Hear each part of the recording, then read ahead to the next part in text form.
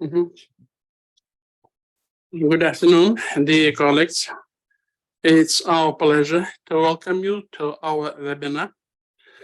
Today, we are going to speak about effective ways and means of replenishing the active vocabulary of students in English lessons. The necessity of providing this webinar lies upon the fact that all in-service teachers training courses nowadays are online. Of course, it is very convenient for teachers because there is no need for them to leave their families and interrupt educational process. Using computer technologies, our teachers, they can study refresher courses materials at any time, at any place they like, but they are deprived the opportunities to listen and to speak to native speakers. And that's why today we'd like to give you a little bit opportunity to listen to native speaker. That's why today I would like to give now the microphone to Jeremy Savage. He is an instructor of Inter College, which is situated in Ufa. Okay, now Jeremy, please, you are welcome. Well, hello. It's nice to be here today with you. It's nice to connect with you, even if it's not face-to-face. At least we have technology such as this to be able to connect and talk about things like this. And as a native speaker, it's a privilege for me to be here and to be able to share with you, especially some of the things that I've learned in teaching from a native speaker's perspective.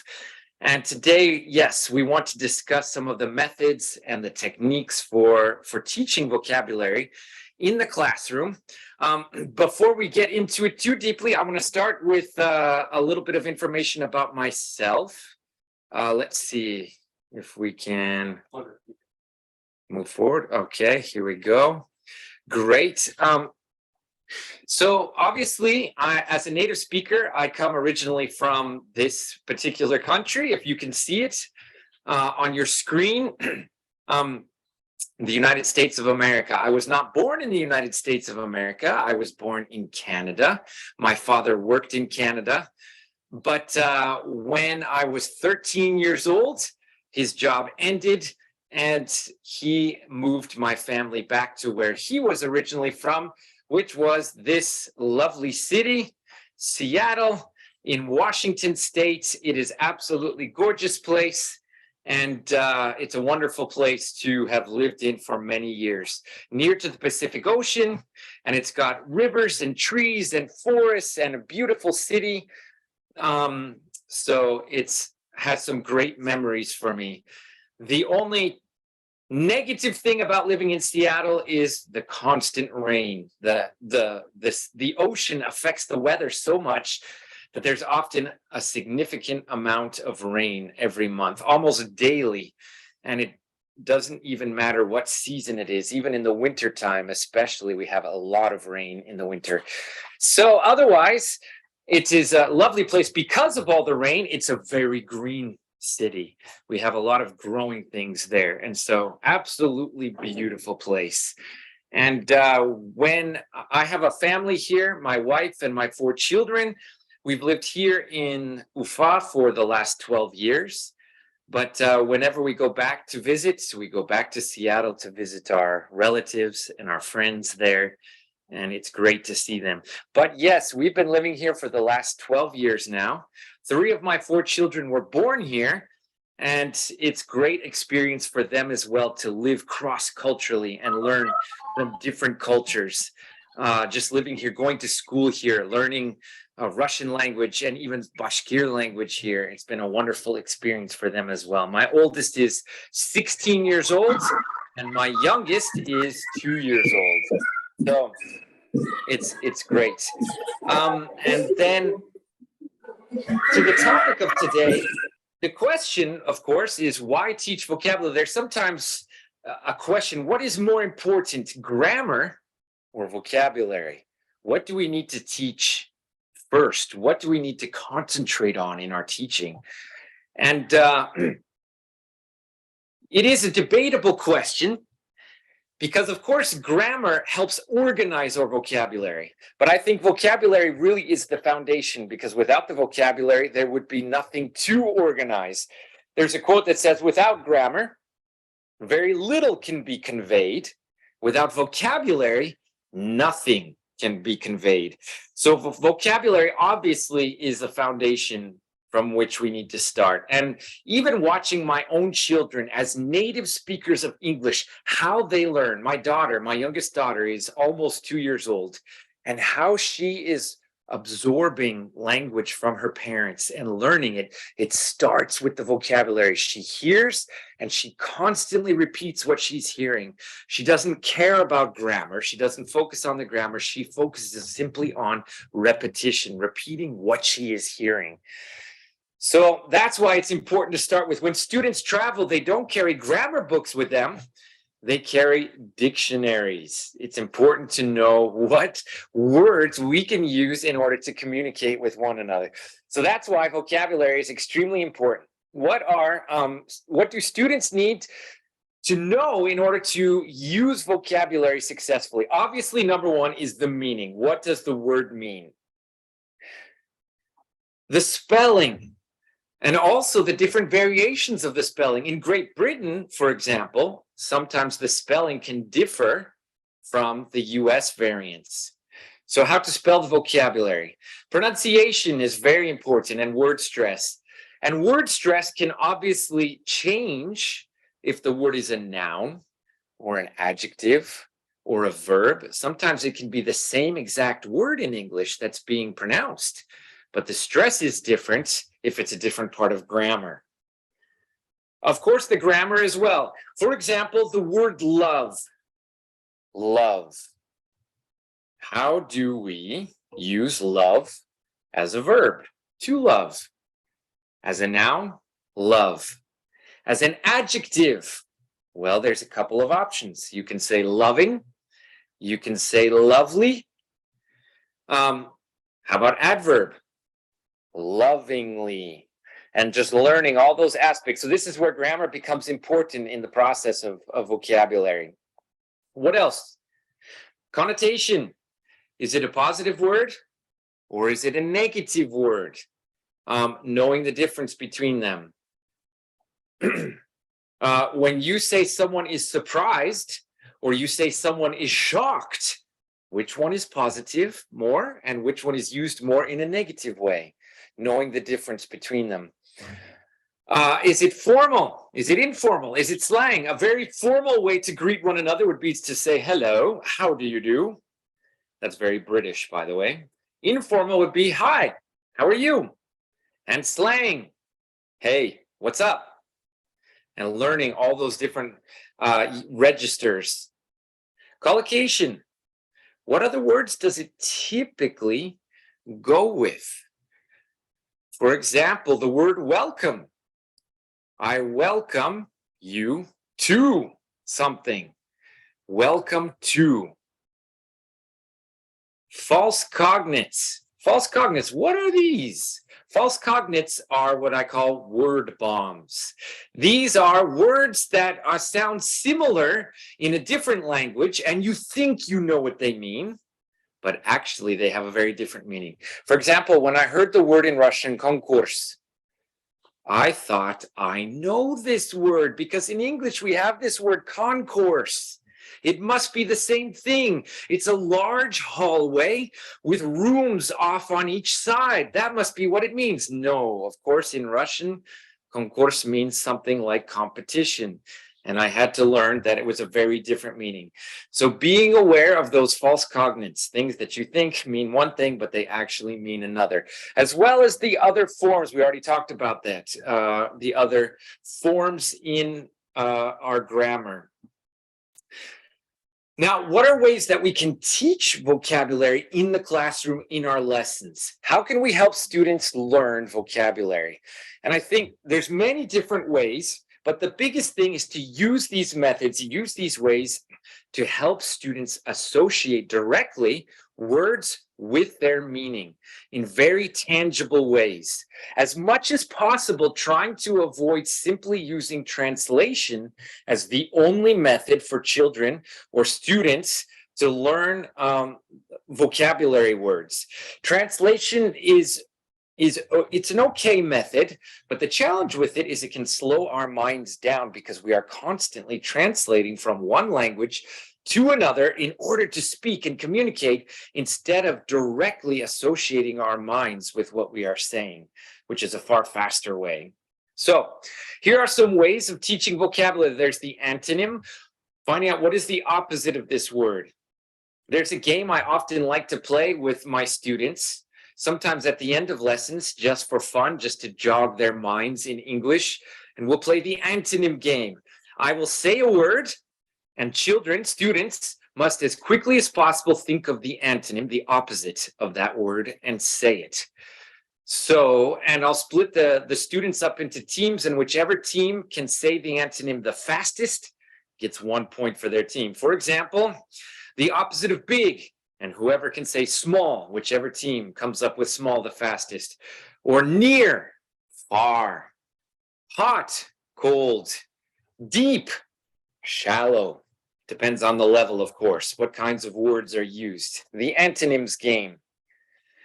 Synonyms, of course. What other words are similar that help describe this word? If the students have a high enough level of English, I try to keep them as much as possible to explain things in English. If we have a word and we're asking, what does this word mean? If their language level is good enough, yes, of course, they could easily say what it is in Russian language, but as much as possible to try to find a synonym or a way to explain it in the English language. It's a great way just to help build vocabulary and confidence. Realia, what is this? This is real, tangible objects that we can look at, smell, touch, try, and associate, because association is the strongest way of learning. So if we're learning about clothing, bringing articles of clothing to the classroom and showing them, passing them around, letting students touch them, feel them, try them on as we're learning the vocabulary associated with those things.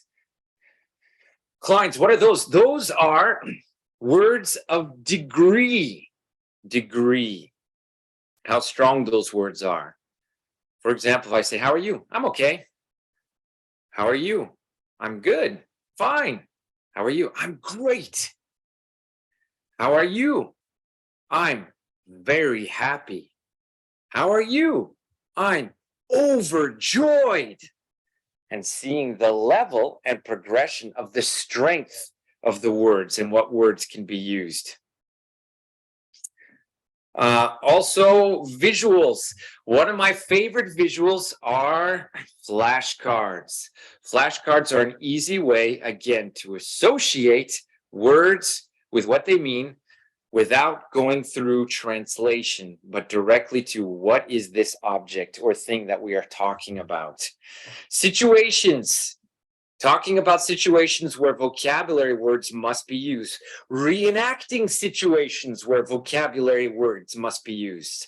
Today, we are at the airport. What words do we need to know, to say, to use when we're at the airport? Examples. These can be worksheets or tasks that students do in order to gain vocabulary. Of course, translation is one of the methods. Again, not my favorite method, but especially with some higher advanced levels of English where you need specific nuances, translation can be very helpful. And definitions, of course. And one of the things that we can do as a task is try to match definitions. Vocabulary words with their definitions, try to match them together in order to gain an understanding of what they are. And another favorite of mine is miming.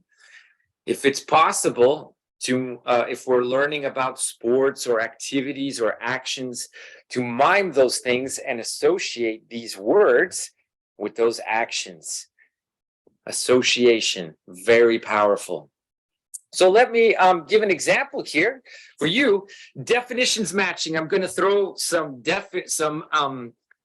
idioms idioms up on the screen here for you. And let's see if anybody knows what definitions do you think go with these particular idioms. By the way, you are welcome to use the chat if you want to try to give any guesses to anything as we go along. But see, otherwise, just try to guess in your head and figure out what definitions are connected with these idioms. These are typical American idioms that we use. And let's go with the first one here, ahead of the game.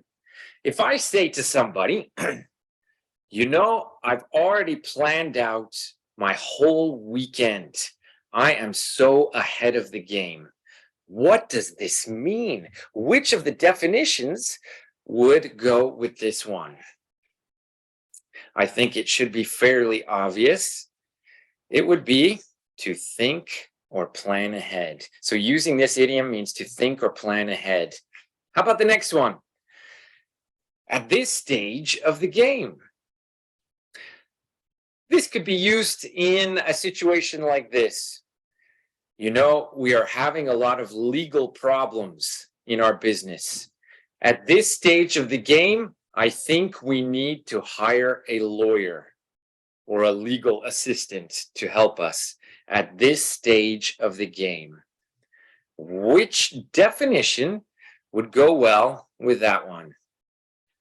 It would be at a certain point in the process, at a certain point when something becomes needed or desired. Fun and games.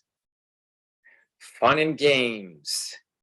We often use this phrase in this situation with children playing together, and then someone comes to their parents crying because the children were being too rough in their play, and someone got hurt. And we often say, you'll hear a parent say, you know, it's all fun and games until someone gets hurt.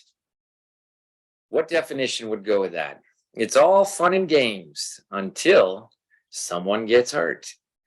Fun and games are enjoyable activities. To give the game away. To give the game away. Oh, we were planning a surprise party, but my neighbor gave the game away. To give the game away, what does it mean? To reveal a secret. And the last one, of course, the name of the game. Maybe the type of activity mentioned, you might hear that in context like this. In our business world today, making money is the name of the game. Something along those lines. So obviously, this is a more higher level of English example for you as teachers. But obviously, this can be adapted to whatever level of English, as long as the students can read well enough to try to read the definitions and match them to the idioms. Remember, always keep in mind that we need to check and make sure our students understand correctly what we are saying. Because sometimes one of the worst questions we can ask is this in our lessons: do you understand? Of course, our students will say, yes, yes, teacher, yes, or they'll just sit there and look at you and you assume their silence means they understand. It's better to follow up with, what did I say? Or tell me again, what does it mean? And make sure our students are actually understanding correctly what we're saying. Here's another example, the antonyms activity. Here we have some examples of vocabulary that can have some different nuances, different meanings in different contexts. It depends on the context, what the vocabulary means. And again, this is for higher level, more advanced English, but that's because you are teachers. So you get these examples. With students who are lower level, obviously we would do more appropriate level for students of that level. You are welcome again to use the chat if you want to try to throw out any examples or thoughts of what the antonym, but look at these. The first one is a loud voice. What would be the antonym or the opposite of loud voice in this context? Think about it for a second. what word comes to mind as the opposite of loud here? The correct answer in this case would be quiet, as I'm sure you all know, a quiet voice. How about a loud shirt? In this context, what is the antonym of loud here? A loud shirt. This is talking about color. So what is the antonym for a loud color? That would be subtle. A subtle shirt. This is a color that's more neutral. And then the third one, a loud concert. Again, we have quiet in this context. Oh, good. I see in the chat. Well, let's hope that the connection remains as stable as possible for everyone. Let's go to the next one. A slight injury, the antonym of slight in this case. That would be big, a big injury. How about a slight improvement? In this case, it would be major. We're having some issues with the controls here. A slight accent. And in this case, a strong accent. You can see in these three examples that the antonym is different in all three cases because of the context. But this helps us understand the forms and uses of the word slight. Next one, a sharp image. A sharp image. This would be something on a TV. Hopefully your image right now on your computer, as you see us here, is sharp. What would be the antonym? In this case, fuzzy. A sharp increase. What would we use here? A slow increase. A sharp knife for cutting vegetables. We would say a dull knife. And the last examples here, dry. A dry climate. A wet climate. A dry cake. This is more used in a cooking context. What would be the antonym of dry here for cooking? We would say moist. Moist is a cooking word. A dry wine. Here's a word. Robust. A robust wine. You could say strong wine as well. A dry wine. So this is an example of using antonyms to help us improve in understanding the vocabulary. Okay. Let's go on to the next one. What about using holidays in our vocabulary? We have New Year's holiday coming up, and I wanted to give some examples to you today in the time we have left of ways we can use holidays to help with vocabulary. One example would be trying to guess the word. Let's say we have a vocabulary lesson, learning words connected with Christmas. And so we've gone through some of these words and students have learned the words. And then I might call the students up one by one and have them try to describe something and let all the other students guess what that is. So for example, a student could come up and say, okay, this thing, it's usually red color. It's hung above the fireplace. It's too big for your foot. It's filled with little presents.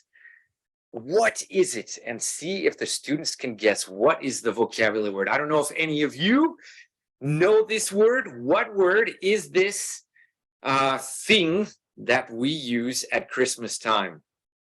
If any of you guessed, it is this thing. We call it in English a stocking.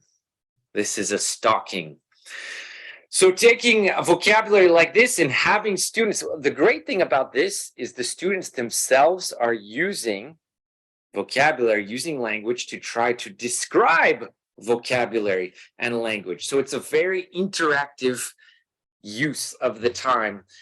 I like as much as possible to have my students be as interactive as possible. So getting them to describe things in an interactive way is a plus. It's great. So guessing the word using descriptions. Here's another one. Have students describe the best and worst holiday traditions that they know of. In thinking back to traditions for them, I would ask them, what are some of your best New Year traditions? What do you like? What do you look forward to? And also, what are some traditions that you don't really like? What are you not looking forward to for the New Year's? For me, for Christmas, it's a crazy tradition. It's not a typical tradition. It's these frosted flakes, if you can see the example on the screen. There was one year when I was young that my father decided he was wrapping the gifts to put underneath the Christmas tree, and he started just wrapping everything he could see. He grabbed this and that and just wrapped them in wrapping paper and threw them under the tree as well, so that we had this huge pile of presents under the tree. And one of the things he grabbed, my mother had been shopping, and as a special treat for us, she had bought us these cornflakes for a fun breakfast. And he grabbed the box of cornflakes, frosted flakes, and wrapped them up and put them under the Christmas tree as well. And so Christmas morning, when we unwrapped it, here are these frosted flakes. And from that Christmas on, it became our family tradition every year for Christmas morning to eat frosted flakes. It's a strange tradition, not typical tradition for most families in America, but it was a tradition for my family. It started accidentally, and we have continued it and love this tradition. Another tradition that I don't enjoy, it's an older tradition. It's called fruitcake, if you can see this. Fruitcake is a special Christmas holiday cake from grandparents' generation and beyond that started, where they take old fruit and dry it and mix it with rum flavoring to hide the fact that to hide the old taste of the fruit, and mix it with some strong rum taste and bake a cake out of it, and it's called fruit cake. And I don't know, my tongue does not enjoy the taste of fruit cake, so that is one tradition that I have never enjoyed very much. But these are things you can do with students and have your students describe something they like and something they don't like about holiday traditions. Let's see, next one.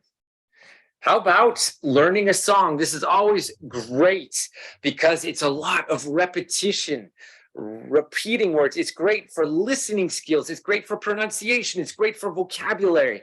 This is a great thing to learn a song. And what better time to learn a song than using holidays as a reason to learn a song? You can do different activities with songs, listening and trying to fill in the missing words, showing maybe if there's a music video that goes with it and describing the story of the music video, what you see in the music video. There's several different ways to use songs as a way to help with vocabulary. And then the last idea, writing a letter to Santa, using our vocabulary in written form and discussing letters. So typical letter to Santa means you're asking for what you want, what you wish for Christmas. So why not, students? Let's write a letter to Santa together. And let's talk about, first of all, how do we start? What is a polite way to start a letter? Because we really want to be polite to Santa, of course. And so a polite introduction. Dear Santa, how are you? How is your work? A way to start. And then describing examples of being good, because Santa gives presents to only good students. And so what can I say? How can I write ways that I've been good? I helped my parents. I was nice to my brother. I went to my neighbor and helped clean snow at my neighbor's house. Different examples of being good to write into the letter. And then the third part, making the request. How can I, what do I want for Christmas? Santa, could you bring me a new toy, a new doll, a new tank, a new Lamborghini, or I pray, Santa. I would love for my neighbors to have um, a car. They don't have a car. Maybe for my neighbors to have a car, something for someone else. Making requests, how to make a request, and then finally the proper conclusion. How do I finish the letter? What can I do to say thank you? Thank you for reading this. Thank you for receiving my letter. Looking forward to seeing you or hearing from you, giving a proper conclusion. And it's a great activity.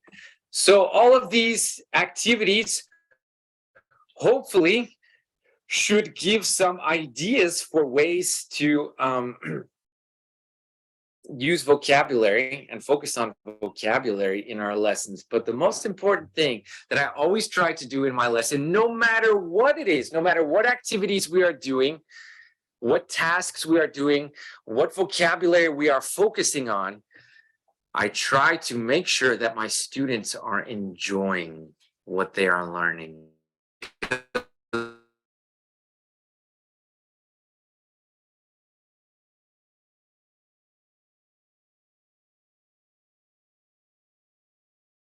When it not just reading out of a textbook, but finding interactive ways to experience the language and absorb the language and use it practically. Students need to know why they are learning what they are learning in order to understand how to learn what they are learning. And so that's very important. And for myself as a teacher, to provide that structure for them is very important.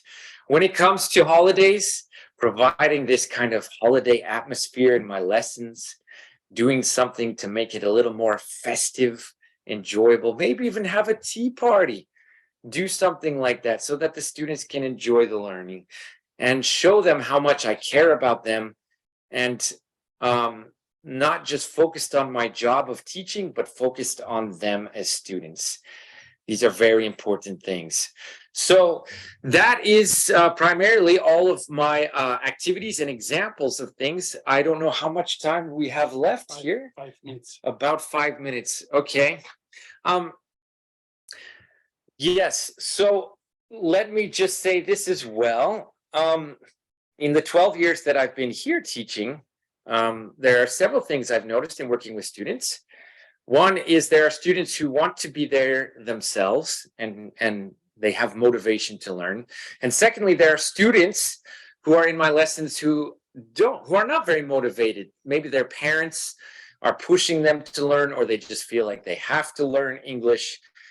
And so part of creating that atmosphere is to help the students who are not very motivated to understand that, okay, maybe I don't understand why I have to do this, but I can understand that it can be fun. And bonus, if I can help my students understand that through this, their world expands, they can connect more with native speakers, they're more comfortable with traveling if they'll be traveling in their future. The horizons are expanded for them. Finding ways to help them do that is a great way to help them get more motivated to learn in the classroom. Other ways of learning vocabulary beyond what I've already shared here, if there's ways to get them outside of the classroom, I know that can be difficult in a lot of school situations, but if the weather's okay, taking them for a walk, letting them see and experience nature or something, and discussing or talking about or identifying things that we see in English, coming back from our walk, maybe writing down or speaking about all the things that we have learned. That's another example of vocabulary. Another one is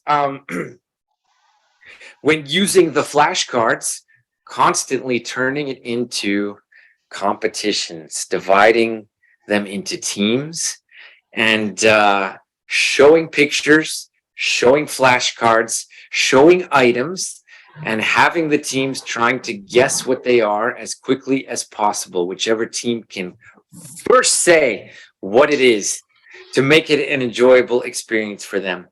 Also, when I'm communicating with students, asking questions and not accepting answers in Russian, only accepting answers in English. And if they struggle with saying it correctly, being patient, not judging, not being too fast to correct as well, but asking the group as a whole, saying, can you help? Anybody else know the better way to say this? How could we say this in a better way? Who can help? What are we trying to say here? So that the class as a whole can help with the communication.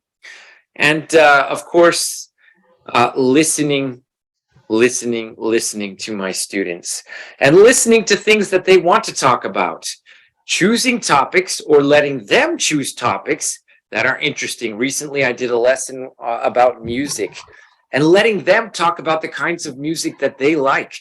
Maybe some of the music that they like is not at all something that I enjoy. And to me, I'd be like, ooh, I wouldn't like listening to that kind of music, but being excited for them. Why? Because it gives them an opportunity to practice speaking in English about something that is enjoyable for them, that they are interested in trying to talk about. And so, as much as possible, choosing those kinds of things that are interesting for them. So, I've really enjoyed this time here, these 12 years here teaching here. I hope to continue to be able to do so. It's been a pleasure for me. I love working with the students in Bashkortostan. I especially love hearing some of the different accents,